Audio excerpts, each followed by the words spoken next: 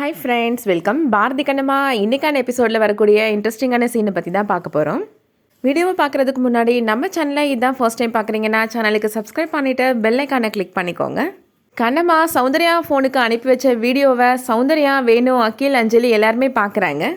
நானும் கண்ணம்மா மாதிரியே இவனை ட்ரீட் பண்ணியிருந்தேன்னா அவன் இந்நேரத்துக்கு திருந்திருப்பான் போலையே அப்படின்னு சொல்லிட்டு சௌந்தர்யா சொல்கிறாங்க. அகில் சொல்கிறாரு, நல்லா மாப் போடுறாமா இவன், வீட்டுக்கு வந்ததும் அவனை தான் போட சொல்லணும் அப்படின்னு சொல்கிறாரு. அடுத்ததாக கண்ணம்மா வீட்டில் நடக்கிறத காமிக்கிறாங்க. பாரதி ப்ரஷ் பண்ணுறதுக்காக டூத்பேஸ்ட் எடுத்து பார்க்குறாரு. அங்கே பார்த்தா டூத்பேஸ்ட் காலியாக இருக்குது. கண்ணம்மா கிட்டக்க சொல்கிறாரு, ஒரு டூத்பேஸ்ட் காலியானது கூட பார்க்க மாட்டேயா, நீலாம் என்ன குடும்பம் நடத்துகிற அப்படின்னு சொல்கிறாரு. கண்ணம்மா வேகமாக வராங்க. இது ஒன்றும் காலியான டூத்பேஸ்ட் கிடையாது, அதை கொடுங்க அப்படின்னு வாங்கி அமுக்கி பார்க்குறாங்க. ஈஸியாக அதில் கொஞ்சமாக டூத்பேஸ்ட் வெளியில் வருது. அதை வேகமாக ப்ரஷ்ஷில் வாங்கிக்கோங்க அப்படின்னு சொல்கிறாங்க. பாரதியும் ப்ரஷ்ஷை நீட்டுறாரு. ஆனால் அதுக்குள்ளே அந்த டூத்பேஸ்ட் கண்ணம்மாவோட சாரியில் பட்டுருது.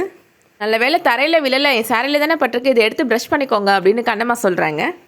நான் தரையில் விழுந்தால் கூட அதை எடுத்து கூட ப்ரஷ் பண்ணுவேன், ஆனால் உன் சாரியில் விழுந்தது போய் என்னை ப்ரஷ் பண்ண சொல்கிறேன், அதெல்லாம் முடியாது அப்படின்னு சொல்லிட்டு கோவமாக கிளம்பி போயிடுறாரு பாரதி.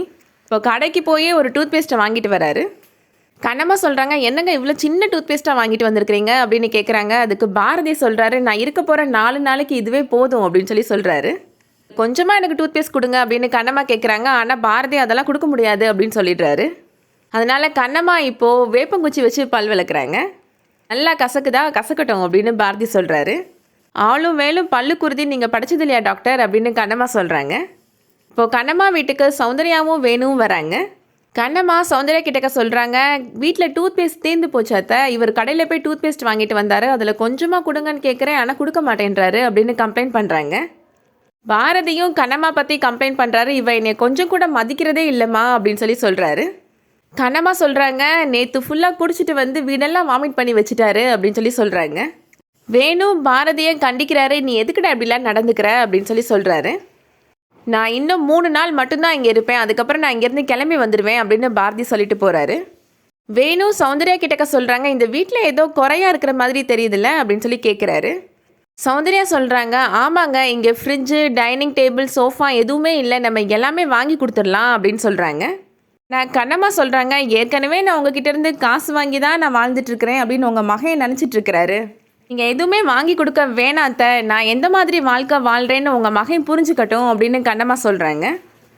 சௌந்தர்யா கண்ணம்மாவுக்கும் பாரதிக்கும் பிரேக்ஃபாஸ்ட்டு செஞ்சு கொடுக்குறாங்க.